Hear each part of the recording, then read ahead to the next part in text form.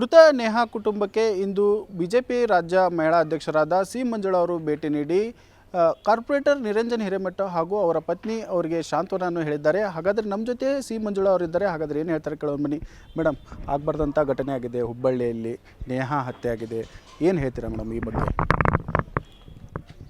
ಕರ್ನಾಟಕದಲ್ಲಿ ಫಂಡಮೆಂಟಲಿಸಮನ್ನು ನಾವು ಪ್ರಬಲವಾಗಿ ಜಾರಿಗಿಟ್ಟಿದ್ದೀವಿ ಅನ್ನೋ ಸಂದೇಶವನ್ನು ದೇಶ ಸೋಲಿಸುವ ಶಕ್ತಿಗಳು ಇವತ್ತು ಕೊಟ್ಟಿದೆ.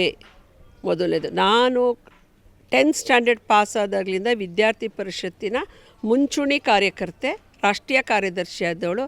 ಈ ರಾಜ್ಯದ ದೇಶದ ಕಾಲೇಜು ಕ್ಯಾಂಪಸ್ಗಳು, ವಿಶೇಷವಾಗಿ ಉತ್ತರ ಕರ್ನಾಟಕದ BVB ಕ್ಯಾಂಪಸ್ಗಳಿರ್ಬೋದು, ಲಿಂಗರಾಜ್ ಕಾಲೇಜ್ಗಳಿರ್ಬೋದು, KLE ಕಾಲೇಜ್ ಕ್ಯಾಂಪಸ್ ಇರ್ಬೋದು, ಇಡೀ ರಾಜ್ಯದ ಕ್ಯಾಂಪಸ್ಸಲ್ಲಿ ಓಡಾಡಿ ಹೋರಾಟಗಳನ್ನು ಮಾಡಿ ಬಂದಂಥವರು.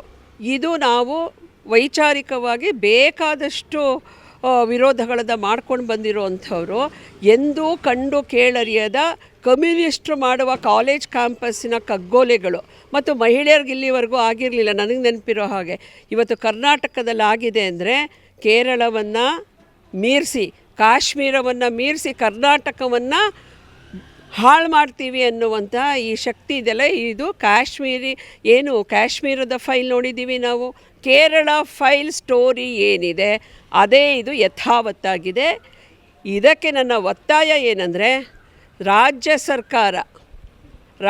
ಸರ್ಕಾರ ಇದರ ಹಿಂದೆ ಇರುವಂತಹ ಶಕ್ತಿಗಳನ್ನು ಪತ್ತೆ ಹಚ್ಚಿ ಈ ಪುಂಡರ ಕೈಯಲ್ಲಿ ಕಾನೂನು ಸುವ್ಯವಸ್ಥೆಯನ್ನು ಕೊಟ್ಟು ಏನು ನಡುಬಗ್ಗಿಸಿ ತನ್ನನ್ನು ಅಡ ಇಟ್ಕೊಂಡಿದೆ ಈ ಭಂಡ ಸರ್ಕಾರ, ಇದಕ್ಕೆ ನ್ಯಾಯ ಕೊಡಬೇಕು.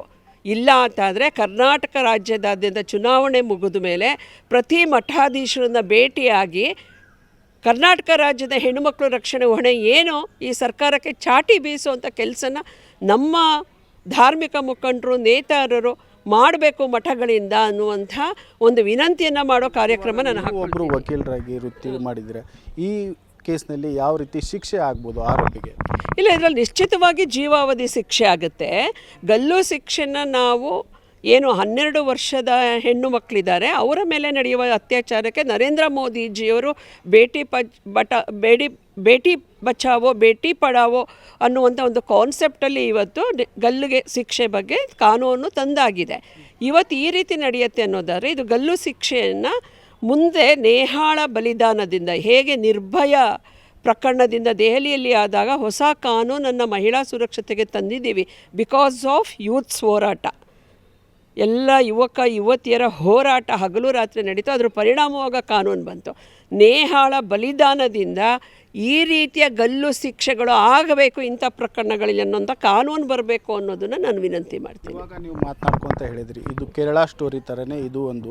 ಇದನ್ನೇ ಯಾವ ರೀತಿ ಕೇರಳ ಸ್ಟೋರಿ ಥರ ಈ ಸ್ಟೋರಿ ಅಂತ ನೀವೇ ಹೇಗೆ ನೋಡಿ? ನಾನು ಅದನ್ನೇ ಹೇಳಿದೆ. ನಾನು ವಿದ್ಯಾರ್ಥಿ ಪರಿಷತ್ತಲ್ಲಿ ದೀರ್ಘಕಾಲ 15 ವರ್ಷಗಳ ಕಾಲ ಕಾಲೇಜ್ ಕ್ಯಾಂಪಸ್ನ ಫ್ರಂಟ್ ಲೈನ್ ಲೀಡರ್ ಆಗಿ ಹೋರಾಟ ಮಾಡ್ಕೊಂಬಂದಂಥವಳು. ನಾವು ಎಂದೂ ಇದನ್ನು ನೋಡಿರಲಿಲ್ಲ. ಬರೀ ಲವ್ ಅಫೇರ್ ಆಗ್ತಾಯಿತ್ತು ಅಷ್ಟೇ, ಮಕ್ಕಳು ಕಿತ್ತಾಡ್ಕೋತಾ ಇದ್ವು, ಅದೇನೋ ನಡೀತಾ ಇರ್ತಿತ್ತು. ಯೂನಿವರ್ಸಿಟಿ ಅಂತ ಕಾಡುಗಳಲ್ಲಿರುವಂಥ ಯೂನಿವರ್ಸಿಟಿಗಳಲ್ಲಿ ಸಾವಿರಾರು ಜನ ಹೆಣ್ಣುಮಕ್ಕಳು ಓದ್ತಾರೆ. ಅಲ್ಲೆಲ್ಲೂ ಈ ಥರ ಘಟನೆ ಆಗದಿರಬೇಕಾದ್ರೆ ಹುಬ್ಬಳ್ಳಿಯಲ್ಲಿ ಇದು ಆಗತ್ತೆ ಅನ್ನೋದಾದರೆ, ಯಾವನು ಫೇಲ್ ಆಗಿದ್ದಾನೆ ಅವನು ಫಯಾಜ್ ಅನ್ನೋನು, ಅವನು ಕಾಲೇಜ್ ಬಿಟ್ಟು 2 ವರ್ಷ ಆದಮೇಲೆ ಕಾಲೇಜ್ ಕ್ಯಾಂಪಸ್ಸಲ್ಲಿ ತಾಯಿ ಗೇಟ್ ಹತ್ರ ಇದ್ದಾರೆ, ಕಾಲೇಜ್ ಕ್ಯಾಂಪಸ್ಸಲ್ಲಿ ಇರಿದು ಕೊಲೆ ಮಾಡ್ತಾನೆ ಅಂದರೆ ಟ್ರೈನಿಂಗ್ ಇಲ್ಲದೆ ಇದನ್ನು ಮಾಡೋಕ್ಕೆ ಸಾಧ್ಯನಾ? ಒಬ್ಬ ಆಫ್ಟರ್ ಆಲ್ ಫೇಲ್ ಆಗಿರೋವಂಥವನು ಕಾಲೇಜ್ ಕ್ಯಾಂಪಸ್ಸಲ್ಲಿ ಬಂದು ಇದನ್ನು ಮಾಡೋಕ್ಕೆ ಟ್ರೈನ್ ಇಲ್ಲದೇನೆ ಕುತ್ತಿಗೆಯನ್ನು ಅಷ್ಟು ಬಾರಿ ಸೀಳೋದು, ಹೃದಯಕ್ಕೆ ಹಾಕಬೇಕು ಅನ್ನೋದು ಜ್ಞಾನ ಎಲ್ಲಿಂದ ಬಂತು? ಈ ಈಸ್ ವೆಲ್ ಟ್ರೈನ್ಡ್. ಇದ್ರ ಹಿಂದೆ ಕರ್ನಾಟಕದಲ್ಲಿ ಈ ರೀತಿ ಕೆಲಸಗಳನ್ನು ಮಾಡಬೇಕು ಅಂತ ಏನು ಇವರು ಷಡ್ಯಂತ್ರ ಇದೆ, ಕೇರಳ ಫೈಲ್ಸಲ್ಲಿ ಇದೇ ಇರೋದು.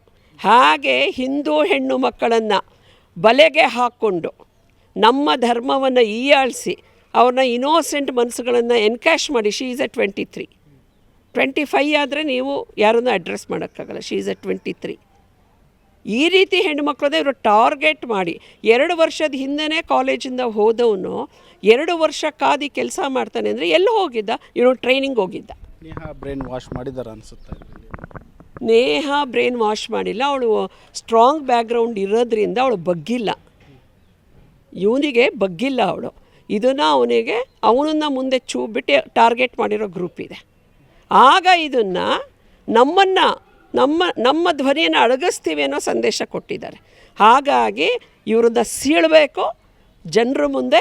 ಈ ಶಕ್ತಿ ಇವನು ಹಿಂದೆ ಫಯಾಜ್ ಹಿಂದೆ ಇರುವಂಥ ಈ ಕುತಂತ್ರಿಗಳಿದಾರಲ್ಲ ಅವ್ರನ್ನ ಸೀಳಬೇಕು ಸರ್ಕಾರ. ಇವಾಗ ಫಯಾಜ್ ಬಂಧನ ಆದ ಕೂಡಲೇ ಕೆಲವೊಂದಿಷ್ಟು ಇನ್ಸ್ಟಾಗ್ರಾಮ್ಗಳಲ್ಲಿ ಫೋಟೋಗಳನ್ನು ಹರಿಬಿಡ್ತಿದ್ದಾರೆ, ಏನಿದು? ಇದರ ಉದ್ದೇಶ ಇಷ್ಟೇ, ಕೇರಳ ಫೈಲ್ಸ್ ಅನ್ನುವಂಥದ್ದು ಇದೇ ಷಡ್ಯಂತ್ರವನ್ನು ಮಾಡುತ್ತೆ.